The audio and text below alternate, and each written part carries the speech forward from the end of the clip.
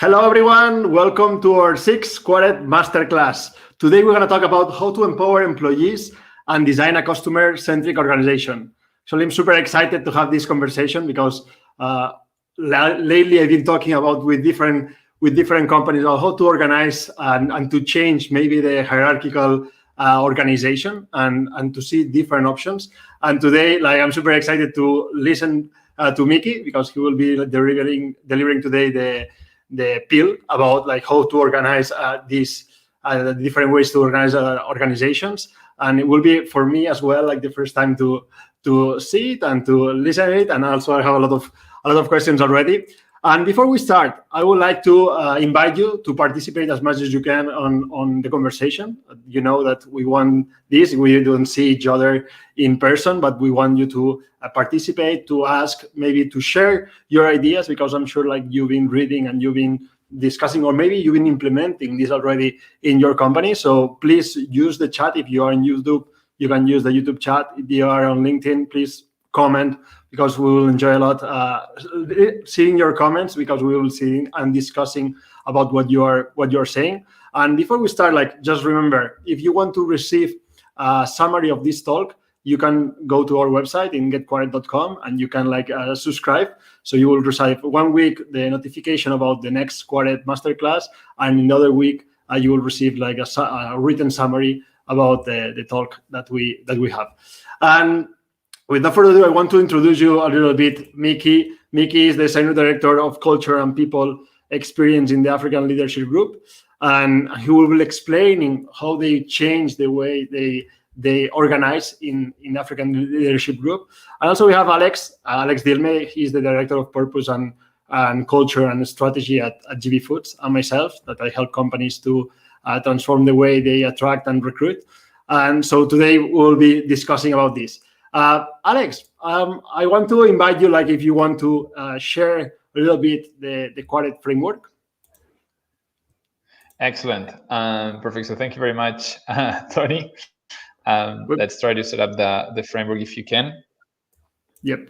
But anyway, as you know, in Quartet, what essentially we're trying to always try for, our big belief is that companies can become at the same time more efficient as well as more human, right? We do believe in this win-win equation, in where both companies will become more successful, more productive, more even they will grow more, or they will even make a bigger profit at the same time that they become better places for all of their employees. As you know, we have a framework, and each week or every 2 weeks we try to go through, touch one of the small bullets that you see here. A framework that is divided across 3 stages. There's the owner's discovery side, the owner's hiring side, and the owner's management side. At the end, we do believe that a company needs to go throughout these 3 processes. The first one is discover who they are through their purpose, to their values, to their capabilities, understanding very, very well who is their ideal, let's say, employee. Then they need to find the right ways to attract those specific employees and obviously onboard them in the right way and make sure that the hiring is the right one. And then finally, you need to make sure that those owners stay and that you have the right management that at the end empowers each owner to their absolute best. And today I'm very, very excited, as Tony was saying, because we're going to touch upon a topic that it's extremely, extremely important, but at the same time, very few people talk about, right? Which is organization and governance. And we have an expert, likely among us, which is Mickey, that has done it in his company a few months back. So nothing else. I'm just very excited. So Mickey, the floor is yours. Hello, everybody, and thank you for the kind words, Alex. I'm no expert. I'm just trying to learn here and there. We went through reorganization design last year in our company, taking advantage of the new normal time. So we did dig a little bit into the issue, and we decided at Quartet to frame it as power governance. And some of the learnings that I got there, some of the learnings that I got even before that, we sort of try to package them in this power governance framework, and hopefully we can share some insights that you guys can apply to your own companies or teams.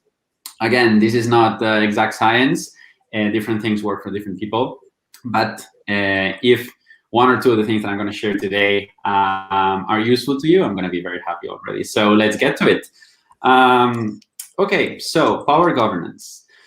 First of all, the context. Perhaps Tommy, if we can make it bigger, I'm not sure if it's properly readable. Awesome.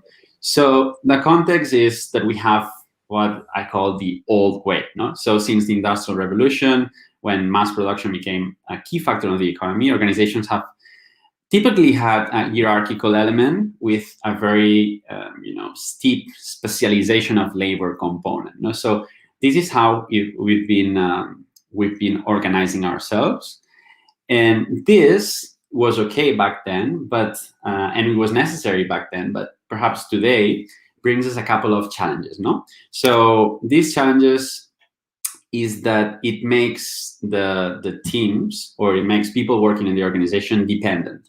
So dependent in terms of having to always revert or get back to the central, or to the execution team, or to the leadership team to actually take decisions. So they cannot act with autonomy. They cannot just go out there and decide and make an impact for the customers. No, they are a bit dependent on central, on the executive team. The second challenge is that they're a bit, disconnected from the customers. And this is in the sense that much of the energy that is spent in the hierarchical organizations goes to all of that bureaucracy instead of being spent on adding actual value for the customer. So we're dependent to make decisions. We're a bit disconnected because we're thinking about something else, and there's a lot of processes and rules that prevent us from putting all of our energy to add value to the customers. And finally, all this also results in people being a bit more disengaged, perhaps, no? So I feel like I cannot have enough autonomy. I feel like I lack some power. I feel disconnected from the impact that I'm making in our customers. So I don't get a lot of meaning from work. So these are some of the challenges or opportunities for improvement from the old way of organizing ourselves, that is based in one, big hierarchical component, and big specialization of labor component.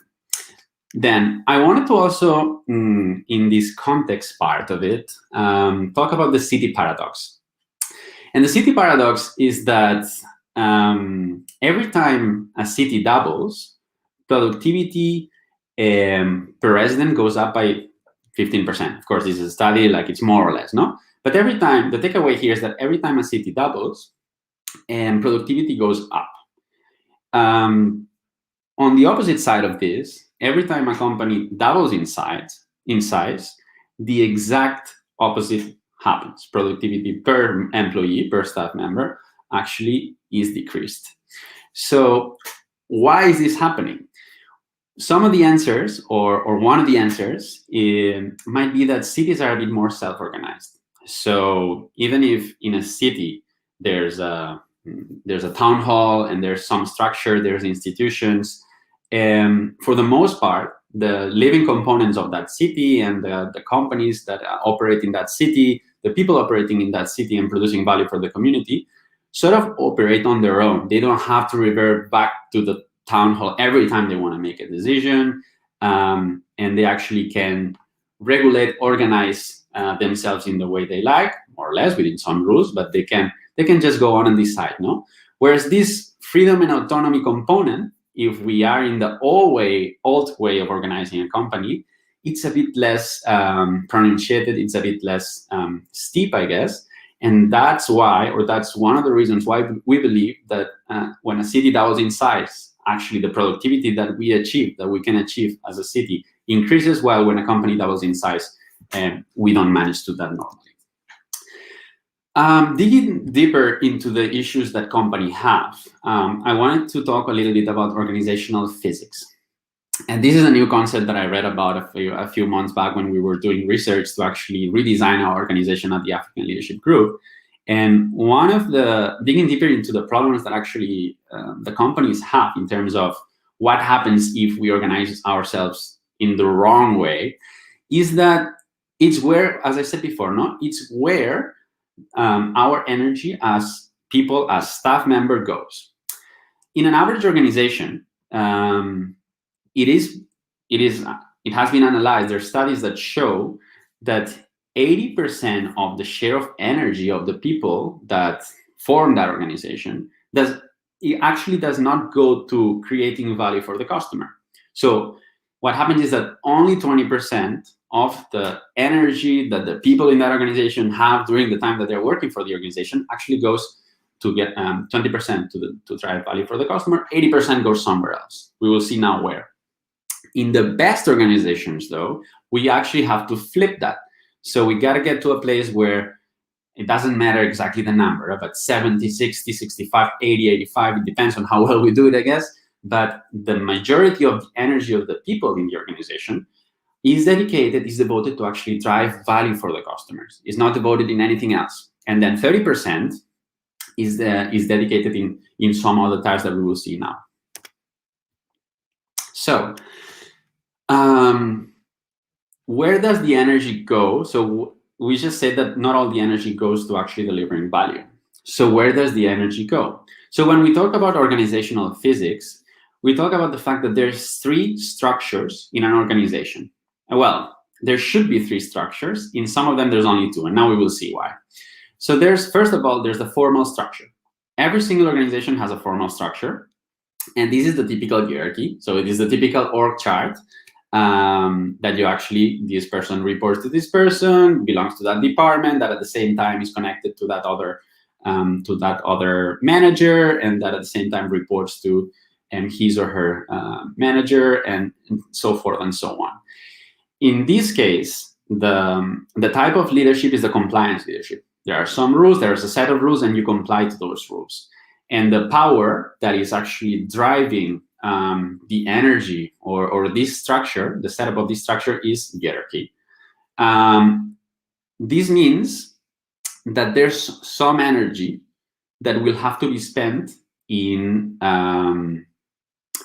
being dependent on this hierarchy. So I need to scale things up. I need to ask for authorization. I need to get approval. I need to get validation. So there's like much of the energy that gets into navigating this hierarchy and this really super ultra structured way of organizing our company. So there's a lot of energy that is devoted in this formal structure when there's no other structures operating. The good thing is that there's other structures operating in a company. And the second one is always also present in a company, and it's the informal structure. So the formal one is the org chart, and it's ruled by the power of hierarchy. Then there's an informal structure, and it's ruled by the power of influence. So these are like the different social interactions that happen in an organization. This is really difficult to map or to control or to manage or to regulate, but it's present in every single organization. And what happens is that it's directly proportional to the formal structure. So the more weight a formal structure has in an organization, the more weight we place on the hierarchy, on the authority, on the specialization in an organization through the formal structure. Normally, there's more energies being spent in the informal structure, because then people tend to, chit-chat more. I'm not going to say, well, they might criticize some things here and there. They might not be happy, and they might talk on each other's backs because they're not happy in the way this person is. A lot of informal structure results in a lot of informal structure and a lot of energy being spent in these side conversations and this chit-chat. This is a given. In every single organization that I've seen, you have a formal structure and you have an informal structure. But many organizations stop here. And the key, or one of the keys that we've come to realize when we were doing all of our research, is that you need to put in place a third structure. In this organizational physics world, there's a third type of structure that we can tap into, and it's called the value structure. The value structure is the one structure that is actually designed and dedicated to drive value for the customers. There's no other, way, like reason behind it. There's no, importance of hierarchies, or there's no importance of job titles or salaries. We design this value structure in a way that is best to drive value for the customers, period. So the type of leadership is value leadership, and we say that it's the power of reputation. No? So there's all the concept of meritocracy, driving value for customers. So all these results or ends up in reputation. So what we see that is really important to actually get to this value structure is to actually resemble what we saw in the city. And for me, it's really important to see this little picture that you see here that is a Eixample in Barcelona, because it seems like it's little cells, no? It's as if each of these little cells is a group of individuals, is a company within the city that is actually driving value in different ways. One can be making wood, the other one can be selling chairs, the other one can be a restaurant. Everybody's adding their own value, and it's self-regulated, it's autonomous. So can we replicate something similar in a company? Can we build a team of teams? And very important, team of teams, because each of these teams is connected, collaborates, but is really autonomous, can function as a mini company inside the bigger company. So all this takes us to the power framework. And we call it power framework because one of the most important things that these teams of each of these teams, or each of these cells that exist in a company or exist in a city needs to have is power. They need to be empowered. They need to be empowered to make decisions. They need to be empowered to serve the customers. They need to be empowered to make an impact. No? So we decided that power, if we have to summarize it in just one word, was power. So that's why we call it power framework.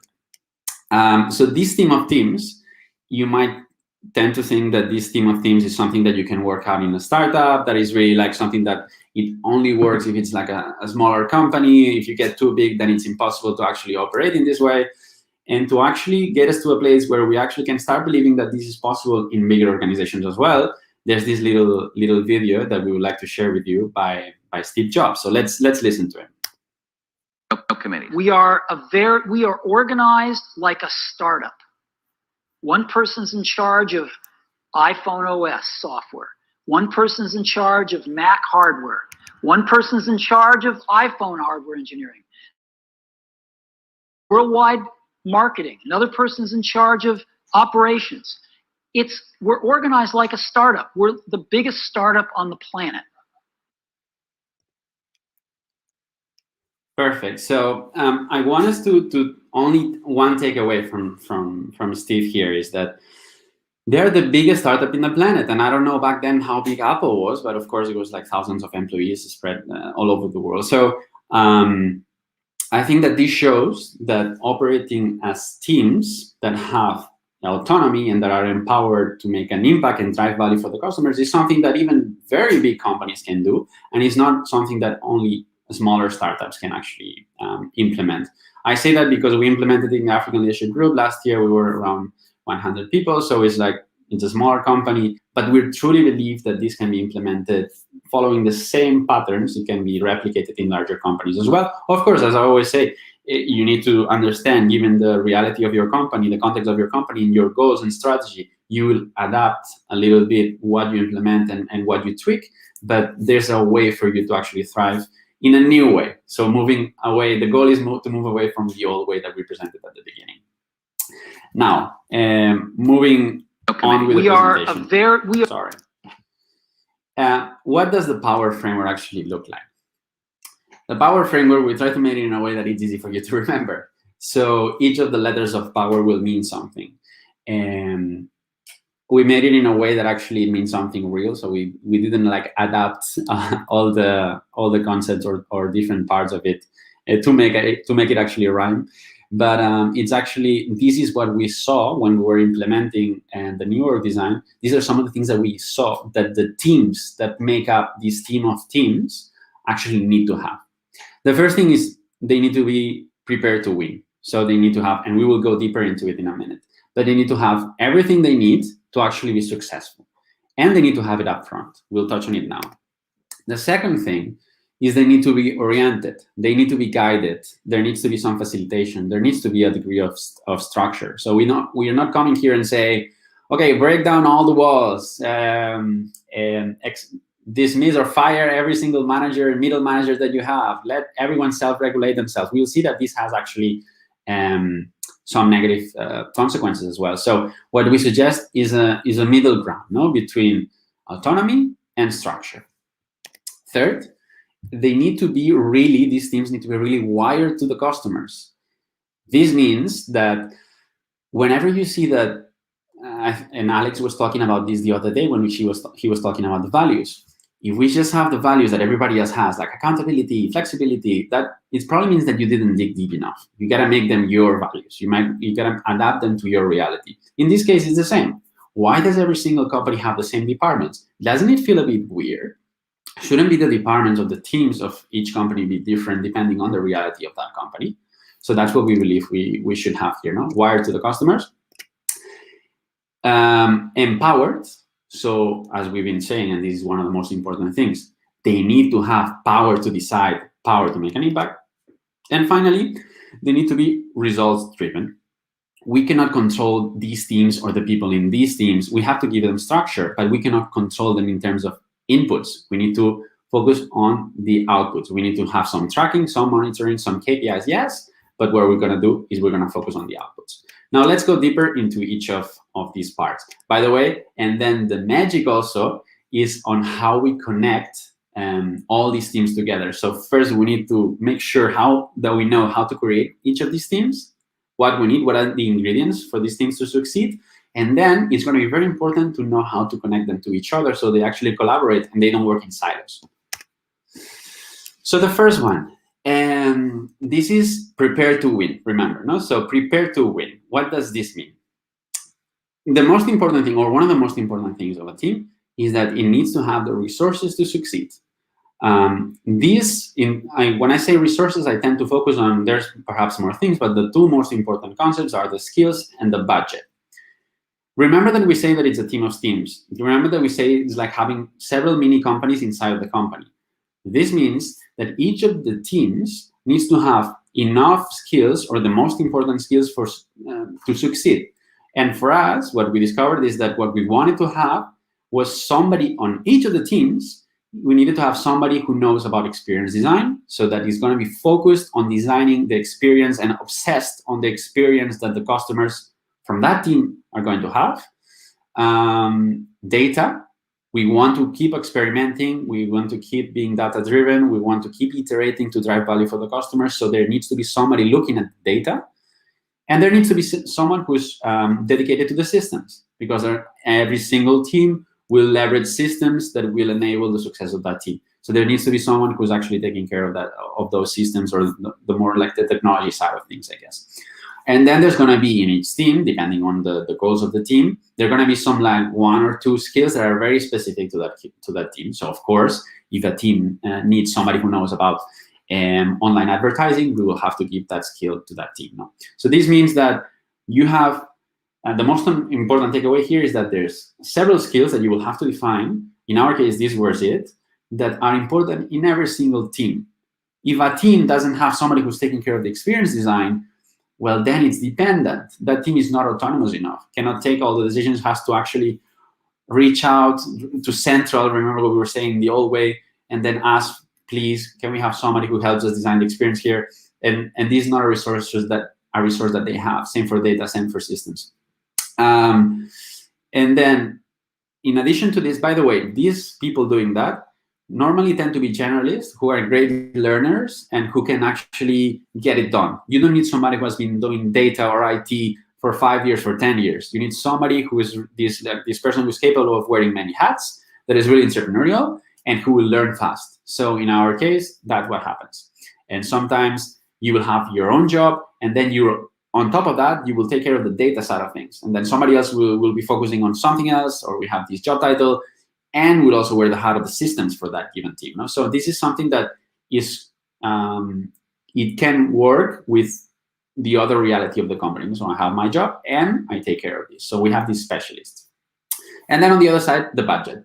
Do not like play hard with the teams in terms of budget, I think. Like we have to be frugal, especially when we're a startup, but it's important that the teams have enough tools and support to actually succeed. If they have to just they need to hustle, but up to a point, I guess what I'm saying. So that's the first thing. They need to be prepared to win. All the skills and budget to actually be successful.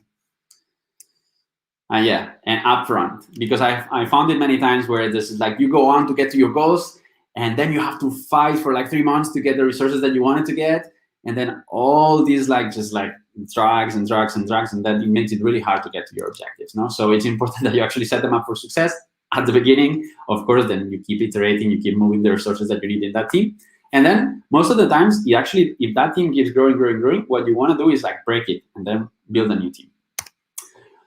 I'm going to go to oriented. And I'm going to start with holacracy. And this is really popular now. So Medium and Zappos and some other companies made it really popular. And then as fast as it went up, it kind of went down as well, because there were rumors that some of these companies actually took a step back from it because there were some problems resulting from it. So I think that I personally, and that's a personal opinion, I personally really like the idea behind holacracy. I think that it's actually what I came here to share today. So it's this team of teams that are autonomous, self-regulated, but perhaps they took it, and I don't want to, this is an opinion again, but they took it very far. And what happened, some of the consequences of this is that some of the leaders were leaving because they didn't have a place in the company anymore. So really talented people who were, I don't know, in the middle management rank, they actually decided to leave because there was no space for them anymore, or that was not motivating for them. And at the same time, they realized that people felt lost. It was like, okay, I don't like being told what to do all the time. I like to keep my power. I like to keep my autonomy and freedom, but up to a point. I will also have some structure because this prevents me from spending energy into trying to figure out the whole thing. And I would also love to get some guidance. And this happens to me personally too. When I can count on my manager, so that it unblocks things for me. She facilitates things for me. She prevents some of the brownies that might come from upstairs, and I can spend all my energy driving value. So we figured that it's important to keep this balance, to give some orientation to the team. So these teams need to have this facilitation, this orientation. So we need a minimum of structure. In our case, just to give you an example of how we're giving structure, or how are you keeping this minimum of structure? Well, we have an execution committee. So this is for like the longer term, more strategic decisions. Then we have an operating council and execution unit. These people, what they do is they give support to the teams to help them deliver, to help them move faster. This is like consultancy inside the firm. Then we have team of teams leads. So in our case, and we'll see it in a minute, we have squads and tribes. So there's leaders for the squads, and then there's going to be a leader for the tribe as well. And then there's team leads. So this is the minimum guidance and structure that in our flat organization, because it was really, really, really wide, that we wanted to have a minimum of structure, and that's how we made it happen. Then remember what it to the customers. And here we said, not every single company is doing the same. So not every single company can be having the same departments. That would be weird. That would be suspicious. Like, it's weird that this suggestion of marketing, sales, finance is just like perfect for everybody. Everybody adopts the same thing, period. So what we advise here and what we did is we followed our customer journey. So we said like, okay, so our customers, what is their journey? Where do they do at the beginning? What do they do after and after and after? We followed like the different touch points, and we actually divided our customer journey, and then we created the different teams. Here I'm going to give you a random example of a company who's making food or as a restaurant. So imagine that instead of having a marketing department, we call it chef selection. Instead of having a product department, we call it chef development. And instead of having, and this way we follow. We select the chefs, we develop the chefs, we take care of the experience of the chefs. So that's what we did. In our case, it's a learning company. That's why you see on top that we have this mix-up. So on top, we're talking about learning and enrolling in a course. That's what we have. So first thing that they do is they apply and enroll in a course. Then they start learning. Then after they learn in the different courses and things that we do, there's a larger community. We want them to get involved in the community. So we got to take care of the experience that they have there. So we have small teams that they actually follow the journey of the customer. So this means that we don't call it a product team. We don't call it a marketing team. We might call it, we have young leaders in our case. So we might call it young leader selection, young leader development. So what is the goal that this team is trying to achieve? That's the goal. Okay, so let's call it that. It might be different. The marketing that we do, it might be a little different from the marketing that another company does. So that's our first step towards this customization. And then the squads are gonna divide those touch points even further. So if in selection, there's admissions, these squads that fall inside of the tribe are gonna divide this journey even farther, one step farther. And then I really like the saying from Jeff Bezos that says that we should be able to feed teams with 2 pizzas. Otherwise, the team is too big. And it's too big. And when a team gets too big, that's why I say they're customized teams based on what you're doing. And then entrepreneurial teams, because these teams need to be agile. They need to move fast. They need to make decisions in a speedy way. So we need velocity. And when a team grows too fast, I think that we're just not having that velocity, or it's a bit harder to move. So the leaner that we stay, the easier it is to actually just be obsessed about the customer. These are, by the way, some of our mindsets for the team. So they need to be customer obsessed. They need to keep experimenting all the time, and they need to, of course, be data driven to experiment, because if you experiment without data, then we don't know. So what we said about being wired to the customers is that it's going to be teams that are going to be following our customer journey, and it's going to be small entrepreneurial teams. And our small entrepreneurial teams are divided in this way. So we have squads. These are mini companies inside of the company. They're cross-functional. Like we said before, we have people that has different skills. They have autonomy to fill the mission that they have, the squad mission, and they're long-standing. They usually don't change that often. They could change, if the reality of the company changes, but usually they don't change that often. And then we have tribes, which is a collection of squads. So whenever we have, squads that are linked to each other in the sense of the objective or the value that they're bringing for the customer, we unite them all into a tribe. And then we will have a squad lead in that tribe. And finally, we also have two things that are interesting, and then perhaps you can actually find interesting for you too. So whenever there's a more temporary thing that we want to drive for the customer, we have a specific need that is only going to happen in this quarter, we build a task force. So we don't need to create a team that is forever. So we bring the best people that we have to solve that problem for the customer. We call it task force, and it's going to be something temporary, cross-functional. The members are going to be restricted, so it's not going to be open to everybody to join. And it's going to be promoted by the leadership normally, and it's a formal structure with a formal cadence of meetings and etc. And then on the other side of driving value for the customers in a more informal way, there's the guilds. These guilds are permanent, are functional, open to everybody, self-organized by the staff members, and they are more informal in the way they meet. And a guild, what it is if there's an interest in community building, well, somebody can raise their hand. It's like, I really want to get to share information with other people in the company and learn together about community building. Everybody who knows community building or who's interested in community building in the company, they get together in a guild and they develop and document all this knowledge that then can be utilized by the other teams as well. Finally, empowered. And this is an example from a video from Spotify, which has a really great video on how they actually approach all these, and were huge inspiration for us to transform our company and to redesign our company. They are the first that started talking about squads, tribes, mega tribes. So guilds, we owe a lot to the way they saw things and their futuristic way of seeing work and our organization for the companies. And that's what we seek. When we say empowered, it's exactly this. We want some alignment, so we don't want just full autonomy and how you see here, hope someone is working on the river problem and then everybody is doing their thing, nobody's coordinated. So we want some alignment and we want some guidance. We need to cross the river, as you can see here that the manager is saying. So we have that guidance there, but then everybody has the autonomy and is empowered to go on and figure the way to cross the river. We don't actually say to them, build a bridge, because maybe they find a better way, a leaner way, a faster way, a less costly way to actually cross the bridge. But we need to empower people in order for them to surprise us. Otherwise, it's going to be difficult for them to if they say that if we expect a lot of people, they're going to deliver a lot, and then we respect a little from people, then they're going to meet that expectation as well. So I think that there's a lesson there.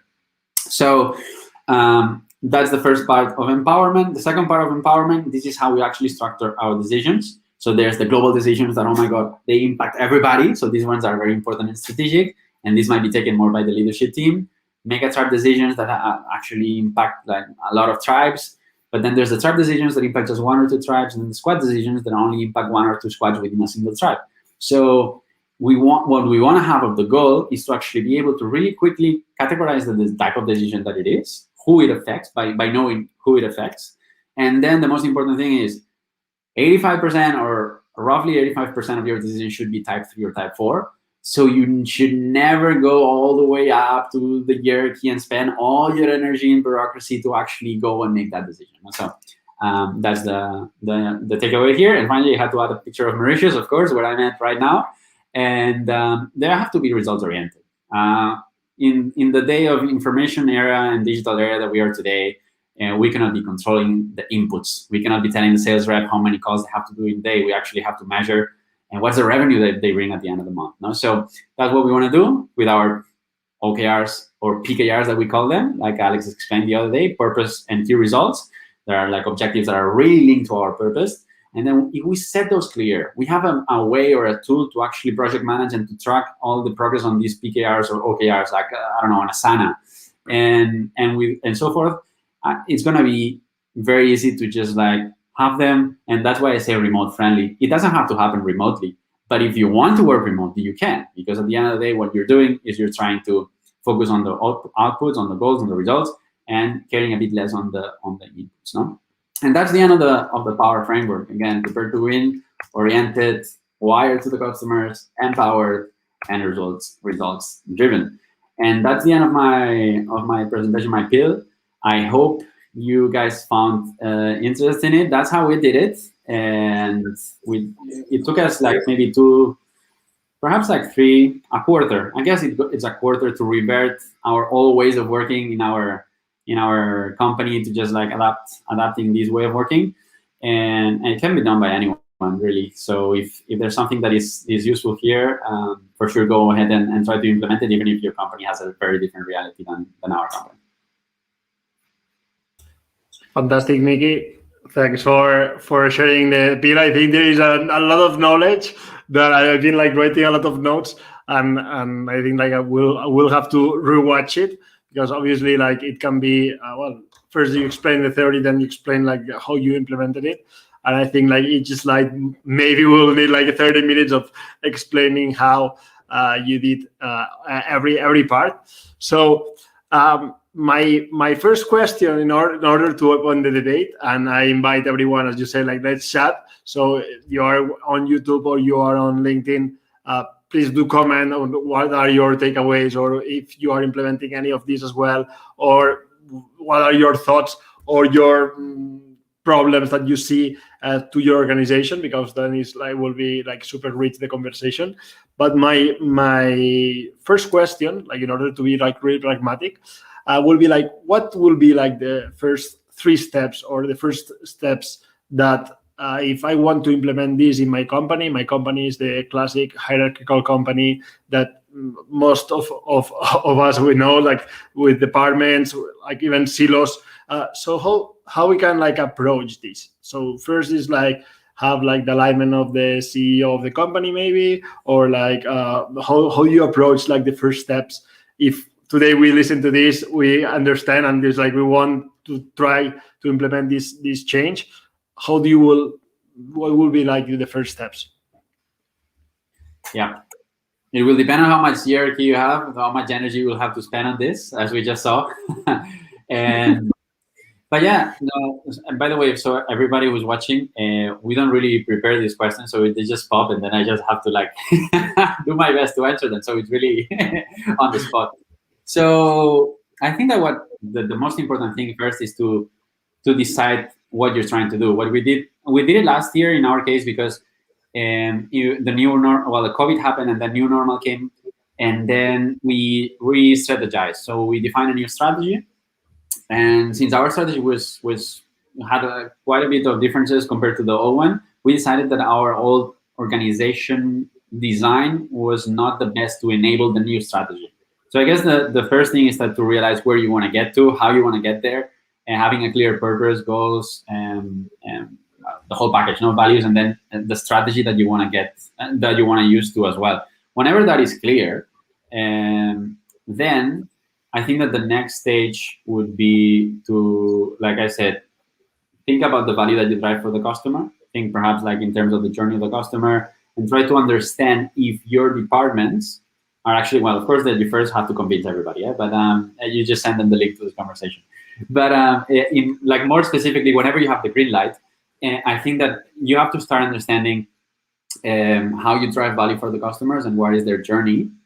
And once you understand that, you can start to define, as a first step, I guess, the way in which you want to break down your company. So when we say team of teams, what are going to be, and you can call it in a different way. Yeah? If people are scared when they hear tribes and squads, you can call it departments and teams, whatever. But you have to understand how you want to break it down. Are you going to continue following the same format and the same departments that everybody else has, or is there something more specific that you can use and that is going to make it easier for you to actually drive value? No? So then what you're going to have is you're going to have all the breakdown in terms of like the tribes and squads, the departments and the teams that you want to have. Once you have clarity on that, I guess that you need to understand how you're going to win in each of these teams.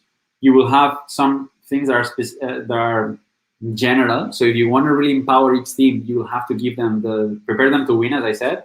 So maybe be a person that's dedicated to data. You gotta know your basics. So if you want a data person, you want an experienced person, and whenever you have the basics, then you gotta know how you're gonna win in each team, and define the jobs for winning in that team. So if for one team you need, as I said before, like an online advertising person, well, you define that's one of the roles, no? And then you define the roles for each of the teams. When you have that, what we did internally is we used our greenhouse, and we created a job portal, an internal job portal. And then we uploaded all the jobs with mini job descriptions for every single team that we were actually coming up with. So we uploaded all the tribes, all the squads, all the jobs with videos by the future tribe leads and squad leads, etc. And then we opened it up for people to apply. So we gave people the opportunity to apply to 3 jobs, and there were like a couple. It was a very simplified hiring process, but then we gave them the opportunity to apply for 3 jobs, and then the leads had to choose their people. And then, for the most part, I think that we had a match rate of around 85%. And then we realized in the process that 15% was either not interested in the direction we were going, or either were not being picked and were not a fit for the company. We realized that there were people who were actually, perhaps for different reasons, not being picked by any lead. And then we took case by case, and we also took some hard decisions as well. And then we just continued. We leaned a bit, but that's not necessary in every single case. It happened, in a couple of cases. But for the most part, we matched everyone. Everybody was really happy and energized. And then the last stage is to go out and hire, because you're gonna have gaps. So you're gonna have teams where you still have gaps and that you couldn't hire internally. So you gotta go out externally and make those hires. So the total process was half a year, no? So the first 3 months it was the internal stuff, and then the last 3 months was just to go out and hire externally, I guess. Fantastic. I'll let Alex, I have follow-up questions, but I'll let Alex ask you, and then maybe we can follow up on this. No, it's precisely a follow-up question on what you just said, Mickey, because I think this is one of the levers that organizations typically do not really go through, because it's painful, it's risky, and usually you take other initiatives to maximize the efficiency of the organization. Organization per se, or governance, is one of the ones that is really scary. One of the fears, in the process you now were mentioning, is probably this uncertainty. So you have this structured, fixed role, and now all of a sudden you tell me that this disappears. So whatever I used to have in the past disappears, and I need to apply for a new job internally, and make sure the team lead hires me. And I don't know, I guess I've been through a couple of reorganizations in my companies, and these processes are extremely stressful, are extremely emotional, right? So I want to ask you a little more on how did you navigate all that fear, all that, lack of security process, moving from a structural or structured organization to a more liquid, if I may? I think it's also a matter of I think we were lucky enough to have people that were hired for values, and that had this value of like adaptability, of they were really entrepreneurial, or we are really entrepreneurial because we hired that way. So I didn't see lots of problems there. But I guess it's how you frame it as well. No, it's a bit of the storytelling that you give people, and you gotta set the stage really good, properly. No, so you cannot just go out there and say, "Hey, your jobs are gonna disappear. You're gonna have to apply for new stuff. Bye." and maybe they don't hire you, they don't pick you. No, I mean, it's also how you present it. No, so I think that in our case, it was okay, guys, and we have a new and actually like just sharing the information in the context. No, so it was really something that made sense. Like, okay, guys, there's the COVID, there's the new normal. This means that our delivery of our learning is not going to happen offline. It's also going to happen online.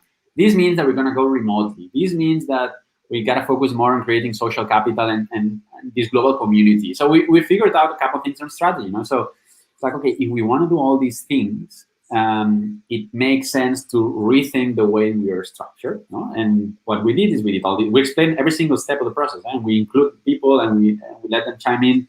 So it's like, okay, this is how we're going to be structured. We did all this research, and now these are going to be the new teams, how we're going to be adding, driving value. Like, okay, so now what's going to happen? Okay, so what's going to happen is that, and we did it in a fun way. I remember that we created a virtual job fair. So it was like a very cool event that you go to the job fair. Everybody was reassured, like nobody's going to be fired. Like this is not like us getting rid of people. We're in a very good financial position right now. We're not doing this to restructure the company. Of course, if somebody doesn't, see a fit in the new organization, they can leave, but that's not our intention. So this was clear since the beginning. And then we made it a bit fun. Then you went to the job fair. It was digital, of course, because we're remote. We went to the job fair. We did this big event, and they had little booths. So they had a booth, not booths, booths. So they had a booth for marketing. Well, it was Young Business Lab. They had a booth for something else. So they had little different booths, and the tribe leads would engage with them, and then they would explain the new department, and they would answer their questions. And then then that's the first time. Okay, so then you will be able to see all the different opportunities. Okay. They went through it, and then after this, we posted the jobs online. It was like, okay, guys, now you're gonna apply. You can apply, and we made the applications really cool as well. They had videos by the tribe and squad leads explaining the position. It was actually really made in a cool way, yeah. And then it was really bound. And then we kept following this path, and we saw that everybody was actually making. We encouraged people to choose 3, and then we found. Then it was a bit of like having this like touch, no, to from the background see, okay, who are we gonna pair with whom, and how we're gonna do this, and then a lot of like talk with the squad leads and tribe leads to actually keep everyone happy. In the cases where 2 people were selected by 2 different leads, what do we do there? How do we weight the preference of the person? How do we weight the preference of the importance of that given squad for that given moment and priorities of the organization? So there's a lot of things to take into account. But then at the end, once we did all these like matching and puzzle, which was really fun to do, by the way, and we communicated the decisions, I think that since we were able to have the input from leads, from people, and we took it really like one case at a time, I think we did it in a way that everybody was happy, to be honest. And then we figured that they were only like I said, like maybe 10% of people didn't, or less, 5% of people didn't apply for jobs. And we talked to them. They said, we also, by the way, last thing I'm going to say, because it's getting long, but we gave them the opportunity to get, I think it was around 5 months of salary if they decided to leave. So I guess this also covers a lot of the uncertainty that you were talking about. So we said, okay, guys, we're doing this. That's the reason. And no worries. We're going to make it in a cool way, fun way. You're going to have a lot of options. Nobody's going to get fired. But if you really want to leave because that's not where you want to head into, 5 months so that you can find a new place. We're going to help you as well. It was the time where Airbnb was doing all those communications. Zappos did the same, right? I don't know if Zappos. I remember Airbnb with Brian Chesky and a long email that was published to all employees where we're going to help you find a new job. So we did the same thing. We covered as much as they needed, and then we helped them. And it really wasn't a lot of people. You would see that there's not a lot of people who don't find a place in such a new organization. I think that most people see it as an opportunity to breathe. It's like, okay, fine, I'm going to be able to seek new horizons. And actually, I had a team, and I kept my exact team. We called it differently. I think it was the only case, but because many of the other people were restructured. But in our case, we kept the same kind of like format for the team, and people decided to stay. And so if people wanted to continue doing the same time, they could for the most part. And so it was in hindsight, it was safe. It's true that it can be scary, but if you break it one piece at a time and you offer some security measures, I think you can get it done. Fantastic. There is a question in LinkedIn, and then I'll keep following. I'll keep asking you questions from Bernardita. I just put it here. So say like, hi, Michael said something about empowering the teams. I think that's applicable for teams that work in innovative projects, special for each client, etc. But how do you suggest transferring the same empowerment roles into the company that they have routine functions where people might feel that they don't add as much value as other teams? Yeah, that's a very good question. I think that you can be empowered. So empowerment applies to all jobs. So I remember there's the I think it's in the Culture Code book where it's talking about waiters and how it's very important for waiters to be empowered. And there's another book which is Delivering Happiness by Tony Tsai, the founder of Zappos, that talks about how the customer support reps. It's very important for them to be empowered, and it explains that case of like some of them like telling them how to get a pizza or even answering like the most ridiculous questions.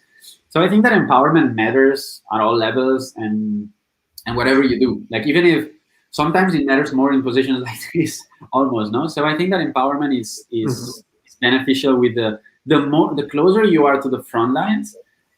Even if it's a routine task, the more empowered you're supposed to be, I guess. And then if there's some things that happen in the background that are very routine, in my opinion, you can still have empowerment. No? And I think that in terms of creating new things and designing new things, there's people that are gonna always prefer more stable stuff. So I think that when you offer all the possibilities, naturally people will self-select. If there's somebody who is a bit less, prone to actually or keen to actually create and design new things and innovate, will self-select towards things that are more safe and more routine-like. But in terms of empowerment, I think that we can do it in all things. Yeah.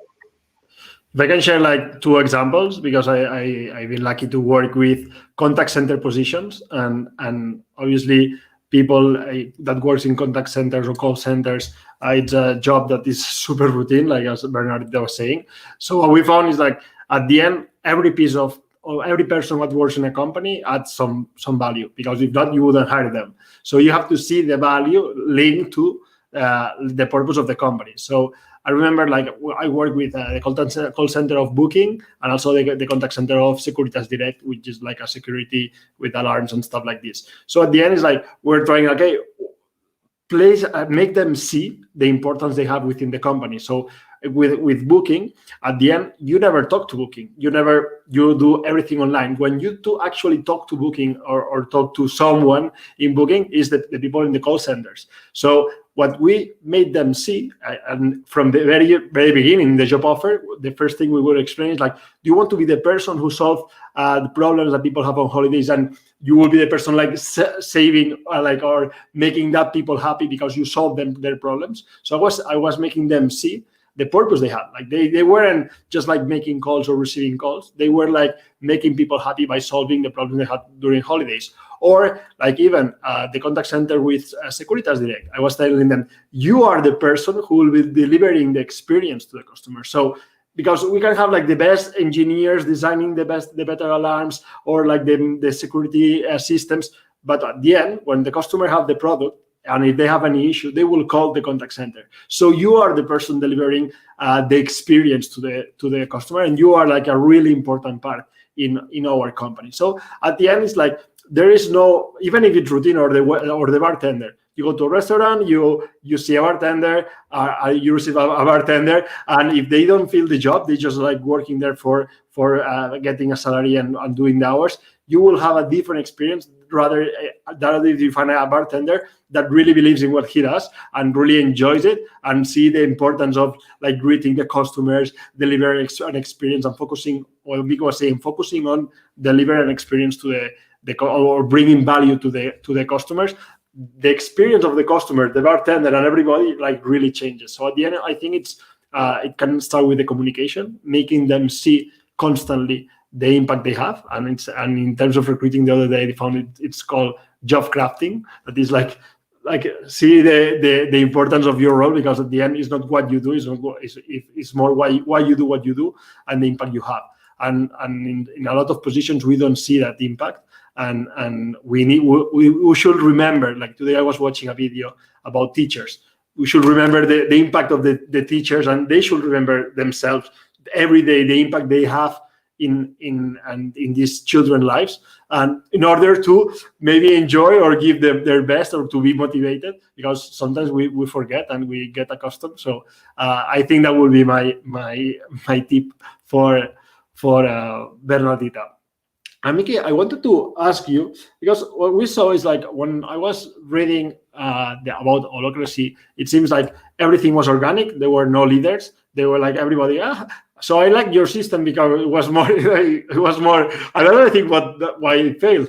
So now, like if I'm trying to imagine how to implement this in different companies I work with, and I was saying, okay, there's like the management team, there are like the leaders of the teams, but with this restructure. I don't know, like some people that fight to like go up in the ladder, let's say this way, they might find like, oh, now I'm losing the power.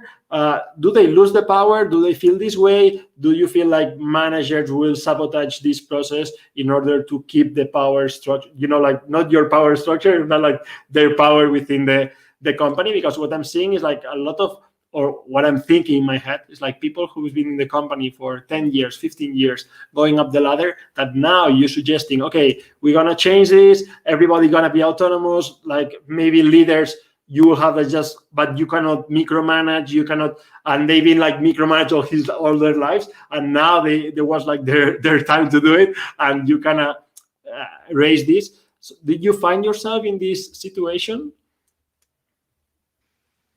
Yeah, I think that's one of the risks, or that's one of the things that you have to be mindful of. I think that what happens is that in terms of, so you have less levels, no? So instead of having, I think that we went from having perhaps, I don't want to lie now, but perhaps around 9 or 8, 7, 8, 9 levels, you get to maybe 3, 4. So I think it's the duality also. So in terms of looking out, people can still think of themselves as an analyst or as an associate, looking out and also money wise, no? So based on your experience, your level, and your salary will be according to that. At least that's where we are at right now. I don't know how we're gonna evolve. But in terms of collaboration, in terms of getting the actual work done, we have the value structure. So again, we have the formal structure. We didn't delete it. We didn't throw it to the garbage. So we still have, I still know that I'm a senior director. But in terms of how we collaborate in the company, I'm a squad lead, or I'm a tribe lead, or I'm a, Mm-hmm. So that makes it, this duality makes it perfect, because you don't feel like, oh my God, I'm losing everything I built to this point, or I'm not losing any salary, or you're keeping all that. And then, by the way, we say that in your LinkedIn, go on and add whatever you want to add. It don't matter to us. But internally, in the way we're gonna mm-hmm. collaborate, we're not gonna have 1,000 different things, because then it's gonna make it very complicated. So it's one thing, it's to drive value, and the other setup is for salaries, for okay. For all these things. Okay. Alex, one thing, Miki, on this. Yes.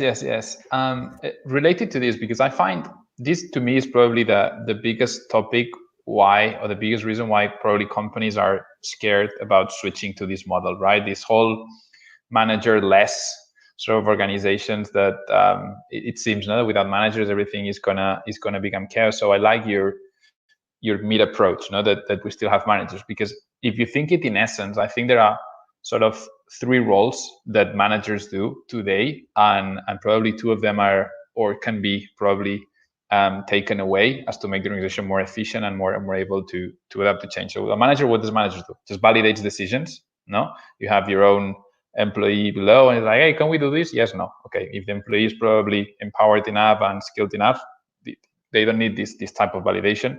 The second one is coordination, and I love that in your processes, there's usually one person, in the squads or in the tribes that coordinates or helps throughout the coordination. So you need the manager to coordinate and oversee everything. You have a person, a peer, that can do that. But the third one I think is very important is the mentoring role. No, what you said before, that sometimes people without a mentor or somebody up that can guide them, they can feel really lost. So probably among these three, the one that you probably need to keep in the organizations, and that probably is what you're saying now in the formal hierarchies, is the side of mentoring, guiding, and helping. No, so that people also, you can combine in one organization different levels of seniorship, and obviously you also pay for that. Am I getting this right? Is that essentially, in a nutshell, how you're transforming the role of a manager in an organization and like yours one? Yeah, at the end of the day, the leads, if we summarize it just in one task, they facilitate. So they're facilitators. So my lead helps me get my job done, and that's the only thing that we do together. Like she will help me when I get stuck. I was like, oh my god, I'm empowered, but I tried this on my own and I cannot get it done. So can you help me, because you're, I don't know, perhaps you're better connected in the organization, or you have a bit of more context because you're in more committees. I don't know. So it might be that you have you can help me unblock this. So you clear that roadblock, and you give me direction also. So in my case, I like when I start working towards something, and then I can do checkpoints. So I was like, hey, can you take a look? Tell me if because you gave me the direction, so there's guidance, no? Point me to the right direction. And then we get this on the ground up and running together, and then I start on my own and with the team.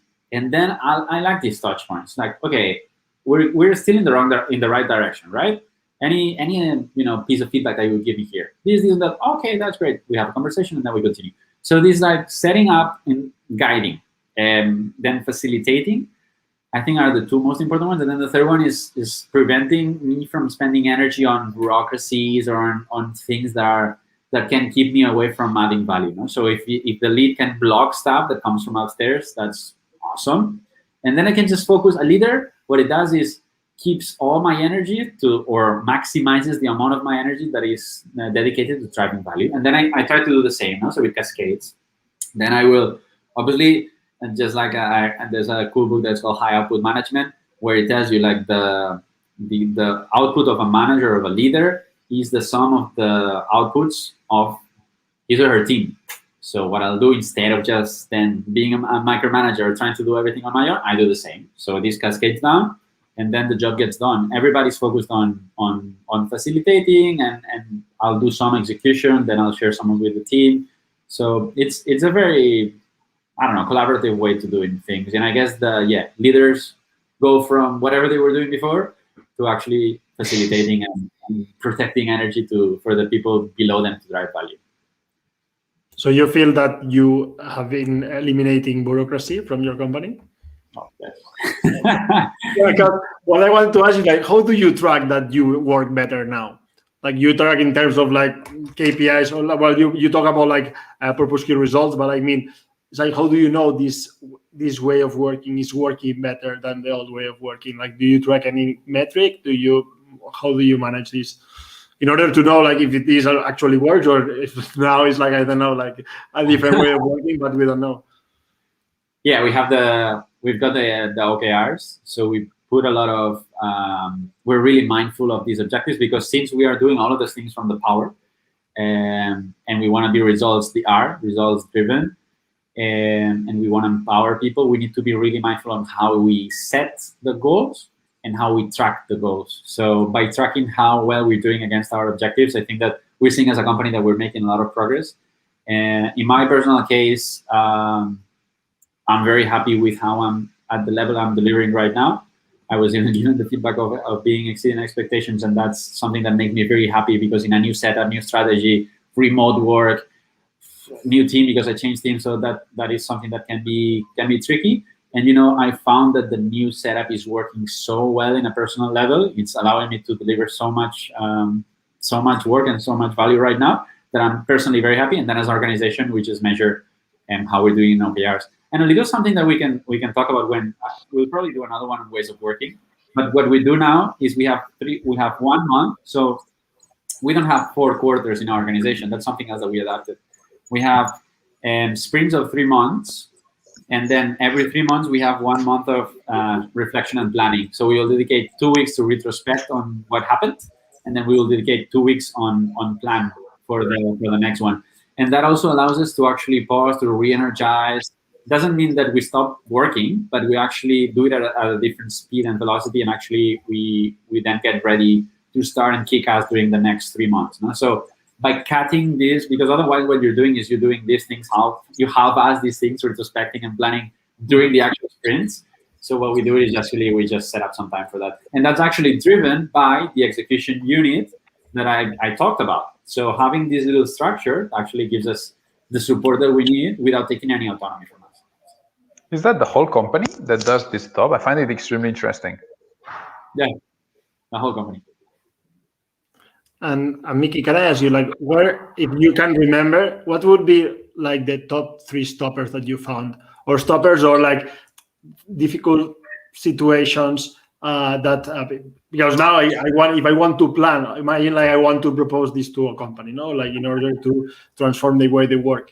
So in order to prepare for the worst case scenario, what will be like, I don't know, 1, 2, 3 situations that I might encounter based on your experience? Because imagine like there is a company with different ages, different, like, I don't know, personal goals, you know, that, okay, some people want stability and keep doing and within their comfort zone. Some people, they want to grow, and, you know, and you find this more in a multinational level. So how I don't know, did you encounter like stoppers or things that is like, hey, if you might find this, maybe solve it this way? I don't know if you find it. I'm curious as well. Yeah, can you guys hear me? Because I lost you for a second. Okay, so I think that since it's something natural, we're giving back what, in my view, gives meaning to work, and what it makes it become a bit less of a struggle, and makes it easier to actually integrate it with your life. I don't know. It's something that when you implement it, then you start working in that way, and you're like, oh my God, it makes sense. And what you say, we just discussed now, no? Like, okay, I see that personally it makes sense. I see that I'm adding value. I'm happy. That's it, period.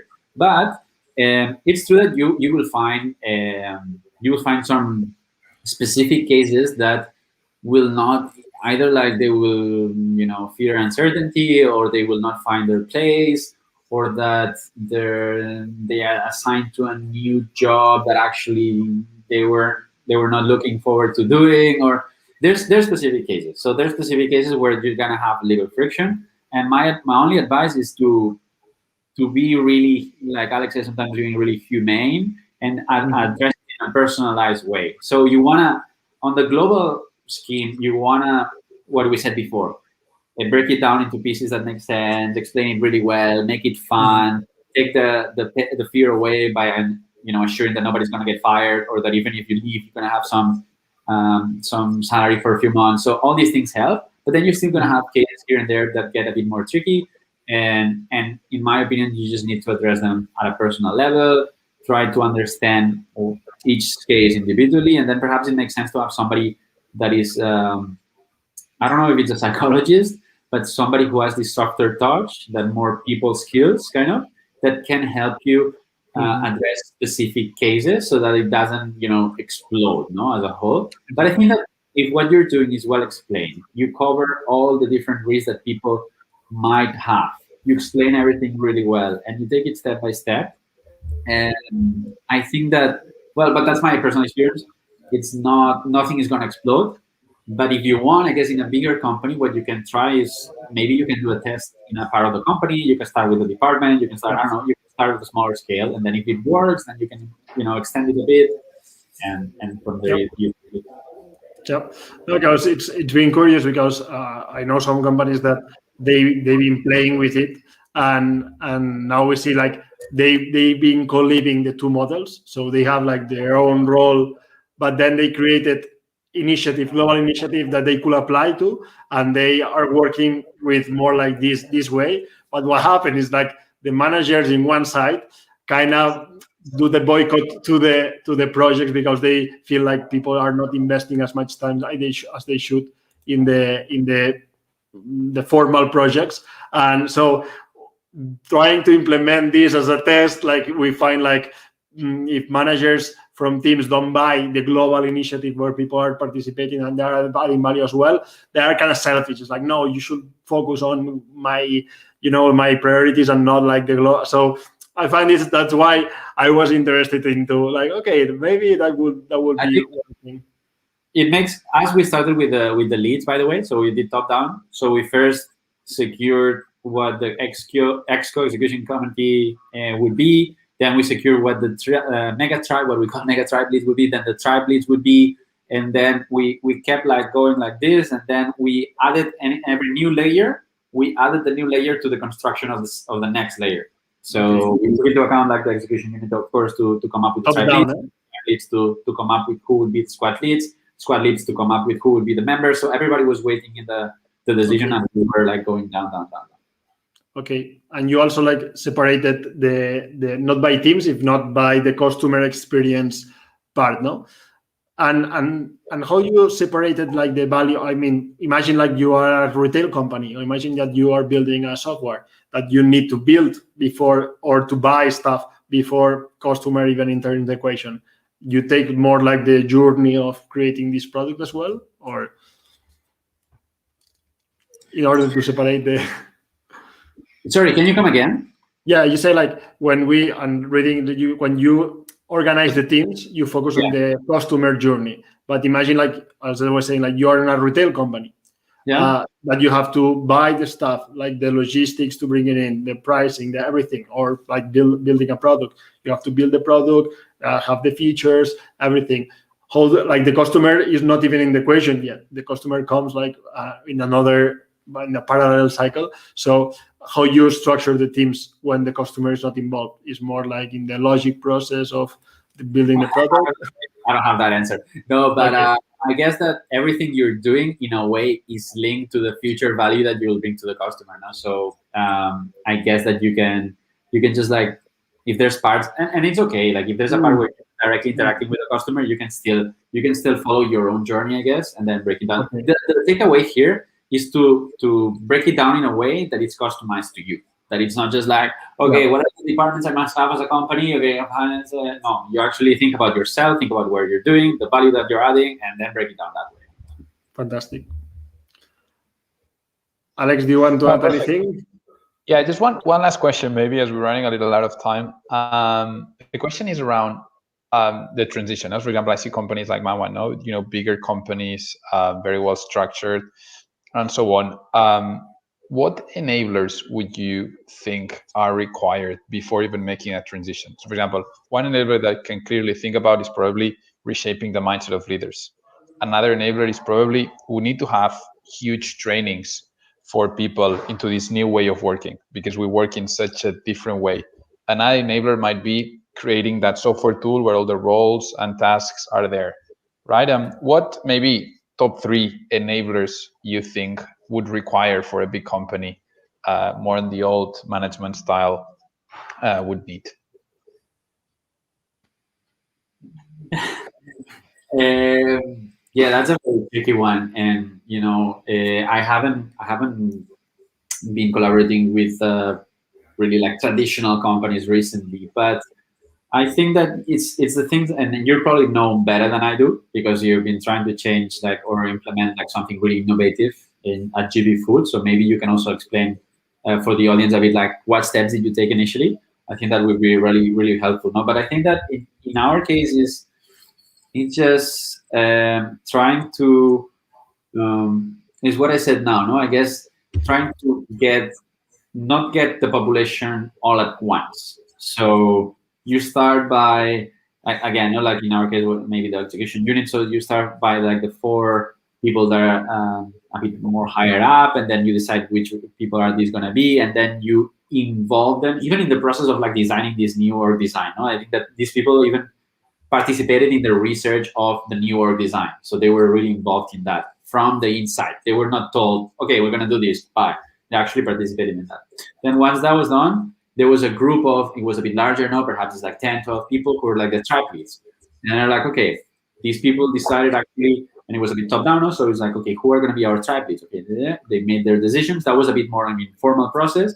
and then the tribe leads were onboarded. So I guess like having onboardings by groups, I think that helps. You just like go to the whole company, it's like, okay, guys, we're gonna new org design. This is it.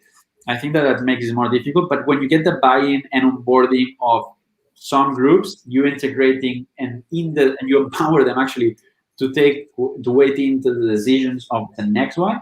I think that helps. No, and as a tribe lead, I feel safe because I'm gonna decide who are my squad leads. They're not gonna tell me, okay, these are your teams, these are your leads. No. I'm going to decide who are my teams, and I'm going to have a say in who are my leads. So when I have all this power into the new process, I make it my own as well. No, so that's the only thing I'm going to say from my end, because the reality of a big traditional company is really tricky. No, but that's what I would suggest that we did, and I think that can be even more important in a large traditional company. I think that makes full sense. I think it's really, really important, and that's why I precisely like your model probably better than Holacracy, because it's a transition. So it's not like, as we said before, like all of a sudden you kill all the managers, all of a sudden you kill all the reporting structures, and like this is how we're going to work. This will bring chaos, right? So it's a journey probably in 2 steps, right? The first one is don't go to Holacracy just tomorrow. There's obviously probably these hybrid models as the one you just presented with team of teams that are in between. And then the second one is probably pilot it out, right? So maybe first focus on one business unit, then go to another business unit. It needs to be a transition, because otherwise the amount of chaos that it can bring can be huge. Yeah, and even in a team of teams format, you can opt for more of a command of teams that they call it, where you at the beginning can let go of less decision power or whatever, and then slowly open it up more. So I think that once you have the setup, then even if you start a bit more traditional, you have the right setup to then slowly release, no? Because if you don't change the setup, then it's difficult to actually do it. But you can keep, okay, we have a newer design, but I'm still keeping that 85% of the decisions that are made at the squad or tribe level. Okay, that's not going to happen yet. So you can slowly, I guess, take steps. Yeah, I was thinking about this as well to ask you this question, but I was reflecting. It's like at the end, it's an innovation process. So it's the same to implement the more recruiting, to implement the purpose, to implement this, because at the end, it's like a change. So what you were explaining, no? Take the people more motivated, then more people, then the other people, and then the laggards, these people that don't even apply to any job, and you have to think. So I think like the process, like the adoption process is like the same for any innovative or change you want to do in any company, but it's great. Like you explaining it, you find out like the different steps of it. So it was great. So I think it's been super interesting. I think as I said, I will have to rewatch again like the whole talk, or at least like the peel or Mickey's peel, because there is a lot of information. You will have to subscribe, because then I will share tools. Exactly. I will share everything. Well, probably I want to remember all the if you secrets, want to receive a written summary of the talk or of the master on the peel, that I think it's really cool to have it all written down so you can dissect it and you can think about it. We will encourage you to subscribe to our newsletter. So the only mails you will receive will be like the written summary and little notification when we start the next talk. Maybe for Christmas we send a Christmas card at most. Who knows? Who knows? Another surprises, always. So I just want to everybody out there, for everybody that's been participating, thank you very much. I think it's super cool that if you participate, that so it's more enriching than just the three of us. And also Mickey, thanks a lot for your presentation, and Alex as well. And see you in 2 weeks for the next Quaret masterclass. Thank you very much. And just remember, if you want to watch the other Quaret masterclasses that we did, this is the 6th one, so we did other 5. You can check out our YouTube channel. So thank you very much, everybody, and see you in 2 weeks.